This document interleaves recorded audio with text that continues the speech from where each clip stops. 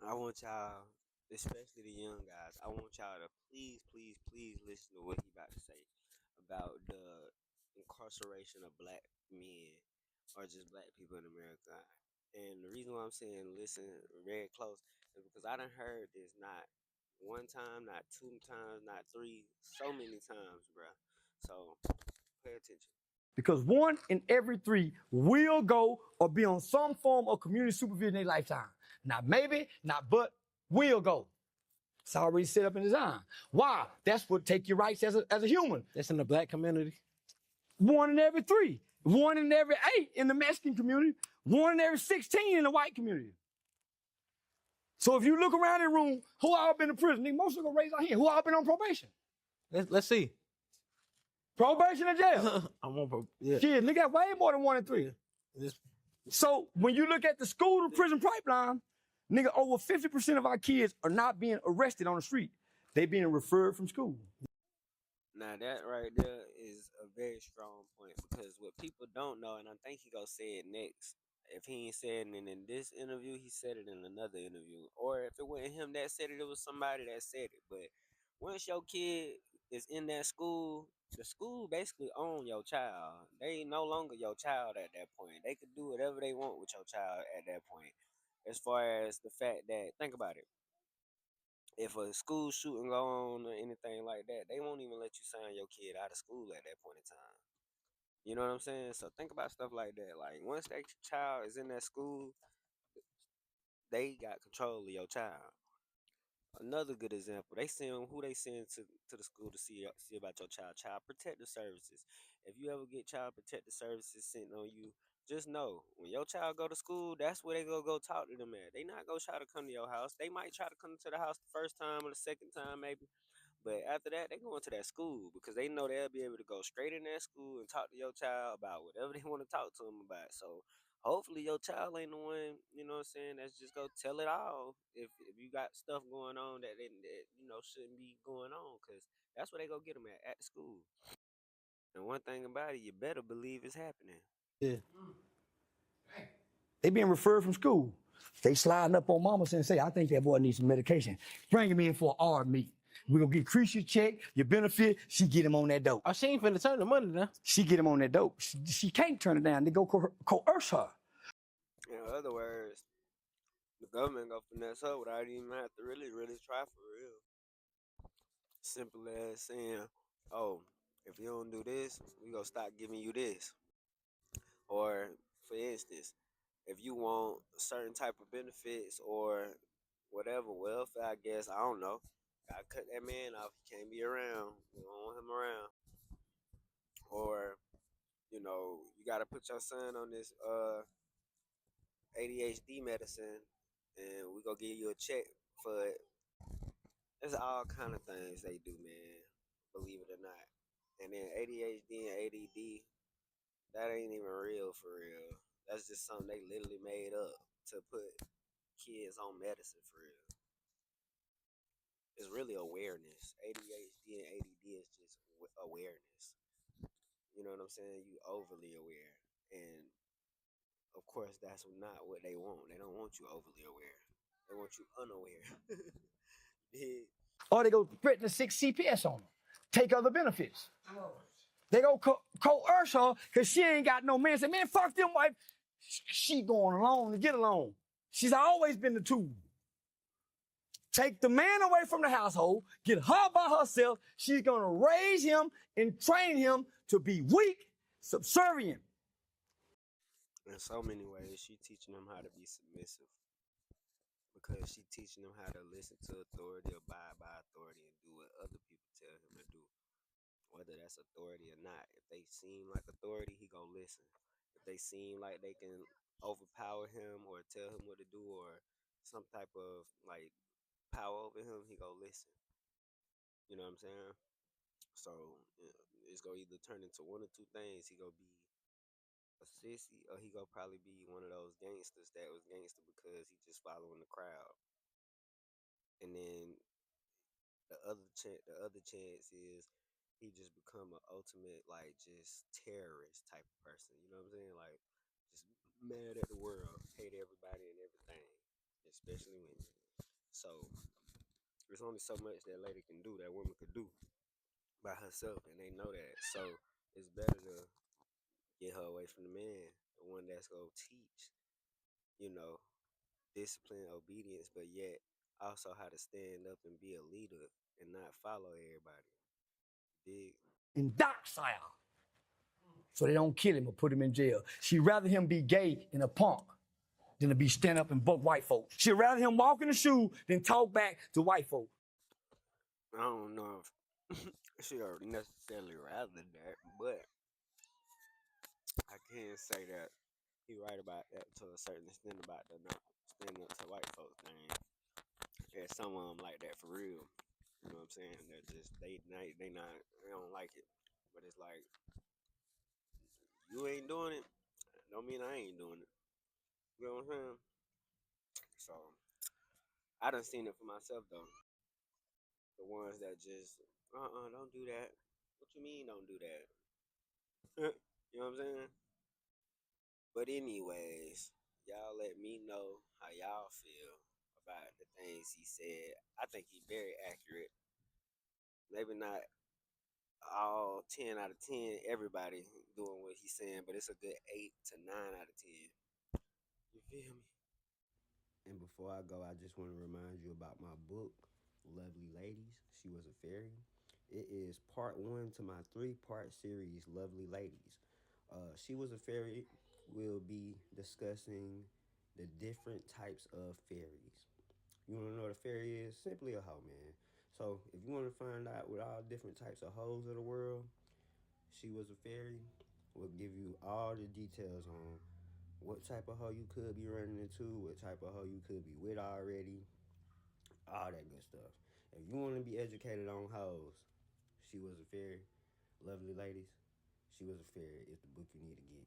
Educate yourself, because there's a lot of fairies out here. But you know we love them hoes. Peace out. How y'all doing, baby?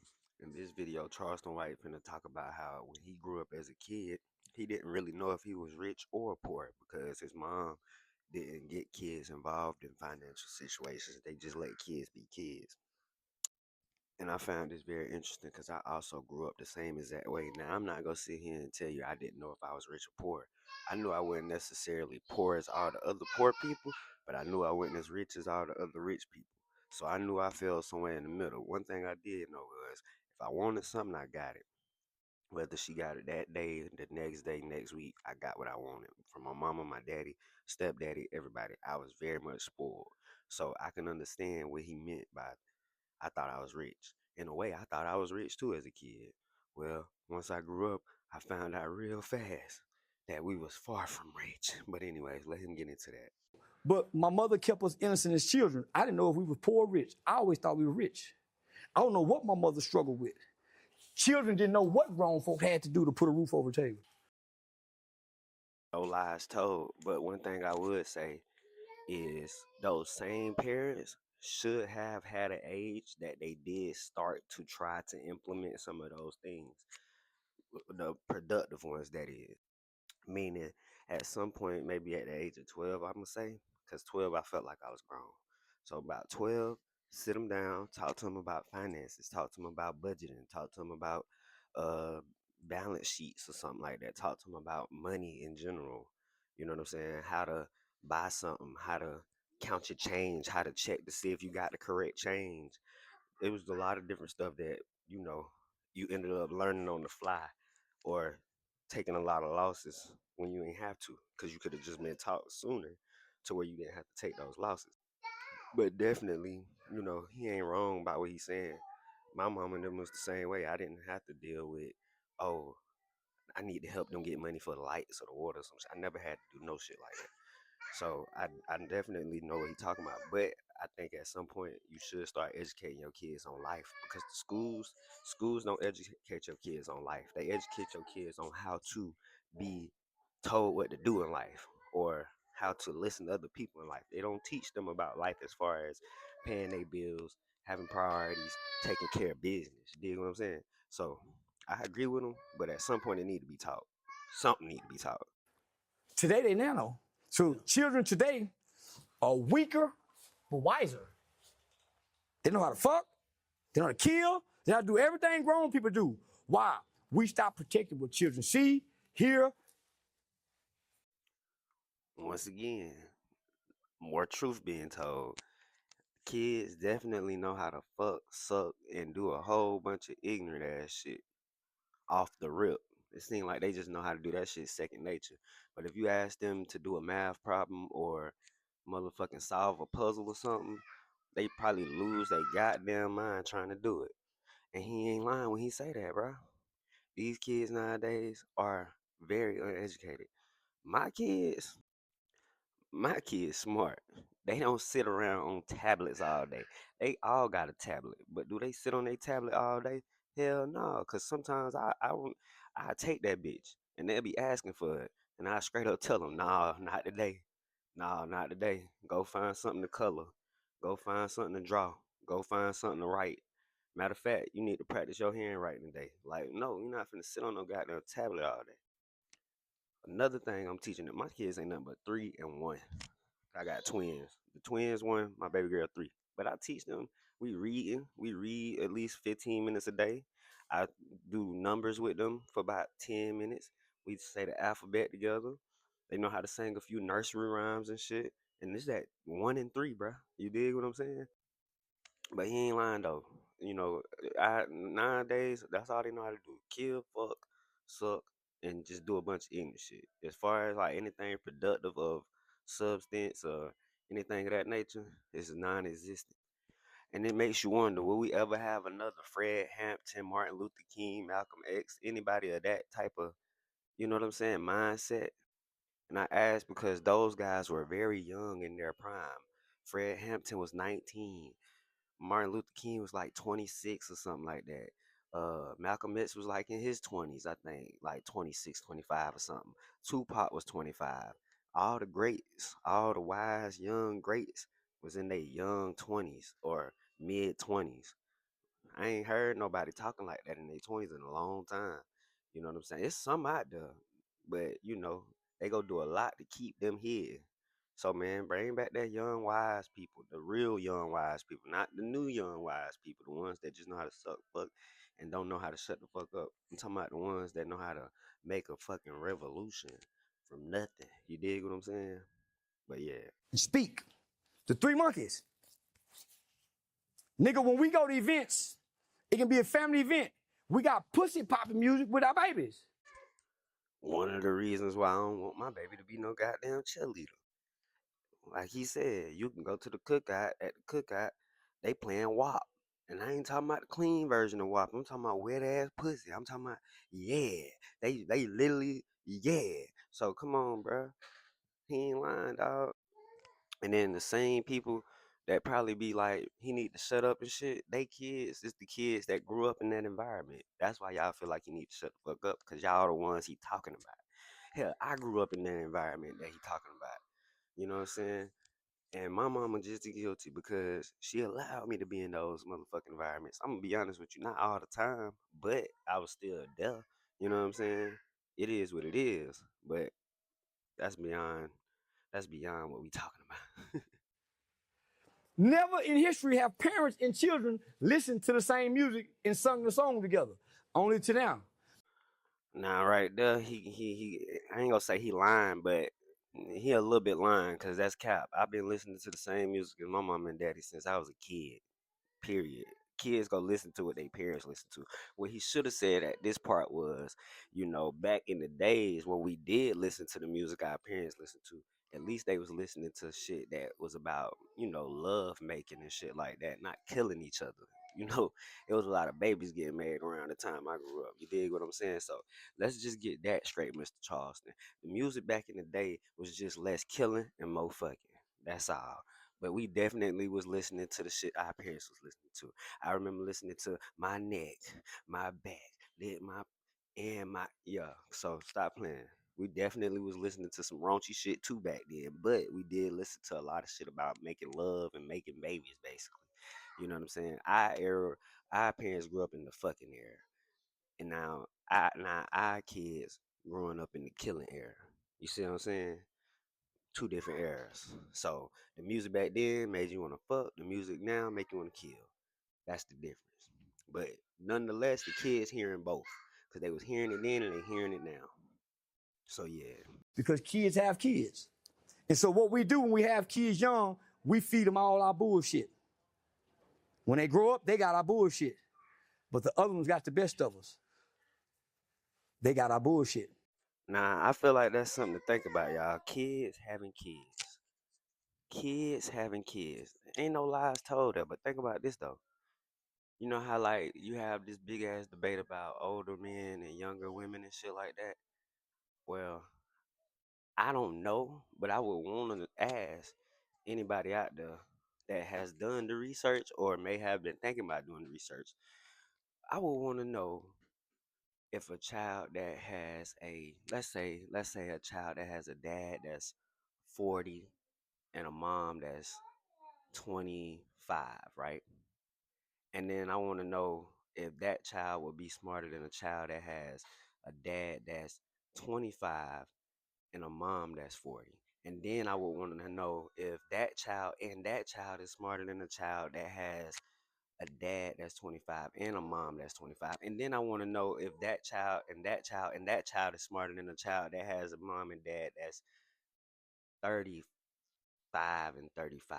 I just want to know if age of which you have kids got anything to do with the knowledge of that child at that time, basically.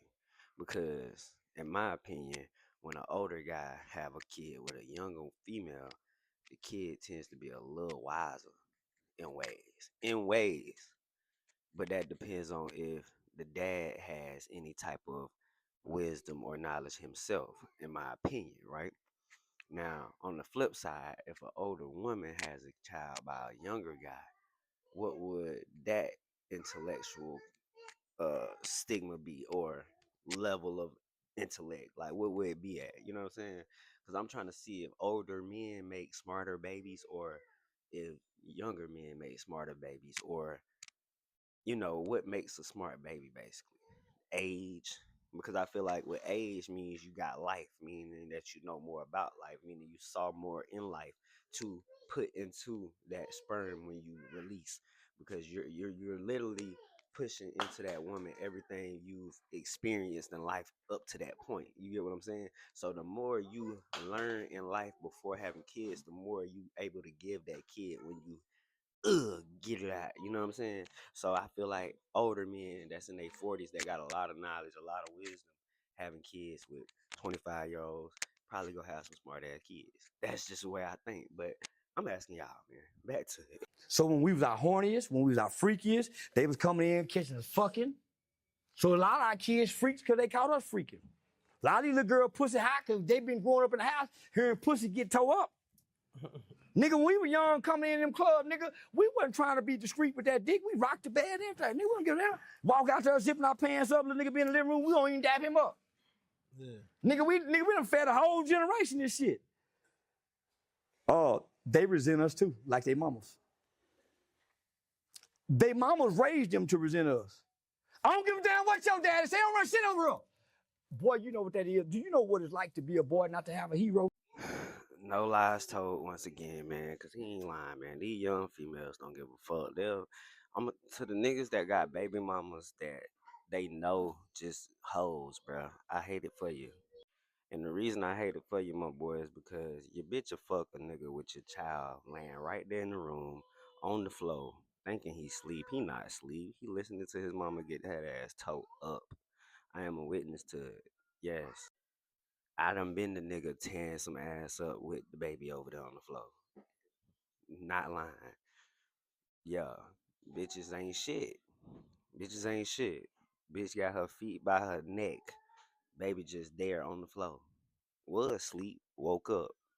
Nah, he literally seeing his mama get her ass toe up. You know what I'm saying? Not one of my proudest moments, but so not. But that's reality. And it ain't like the first time that's done happened. That shit done happened plenty of times. For real, for real. But, that's what happens on some shit where the female, I don't know. I don't even know how to explain that kind of shit. But what I can tell you is after those type of experiences, moving forward, I was a little bit more mindful of shit like that. You know what I'm saying? As far as like my role in it. But it's probably only been twice in life that I literally had hoes that was fucking with their kids right in the room. Most of them bitches that do that, they have little boys. If they got a little girl, the little girl ain't gonna be in the room. Bitches that got little girls, they at least put they baby girl in a different room. But if they got a little boy, they'll let that little nigga sit right there on the floor or whatever. He's somewhere real close. So it's like your son done seen your bitch get plowed. I'm pretty sure. And that's the reason why I keep my kids all the time, cause I be damn if a bitch get plowed with my baby in the next room. Bitch, leave my kids with me. If you go get your back beat in, I don't give a fuck. But you ain't finna do that shit with my baby in the next room. You could drop him off to me, drop them off to me, and go get your back blowed out however you want, wherever you want, but not with my kids, bitch. But I could say this too for those same females that did get their back blowed out with the baby in the room. I ain't judging you because guess what? You had your child. The nigga ain't want to get him. So I get it. If the daddy would have been wanting to get the child, you wouldn't have had to get your back blowed out with him right there. So it ain't your fault, but it's still your fault. But anyways, man, everything he said in this video, I lived it. Literally. From the front to the back of this video, I lived all this shit. So I ain't gonna lie, this is probably one of my favorite ones because I agree with most of it. I lived through most of it. But y'all do me a favor. And before I go, I just want to remind you about my book, Lovely Ladies. She was a fairy. It is part one to my three-part series, Lovely Ladies. She was a fairy. We'll be discussing the different types of fairies. You want to know what a fairy is? Simply a hoe, man. So if you want to find out what all different types of hoes of the world, she was a fairy. We'll give you all the details on what type of hoe you could be running into, what type of hoe you could be with already, all that good stuff. If you want to be educated on hoes, She Was a Fairy, Lovely Ladies, She Was a Fairy is the book you need to get. Educate yourself, because there's a lot of fairies out here. But you know we love them hoes. Peace out.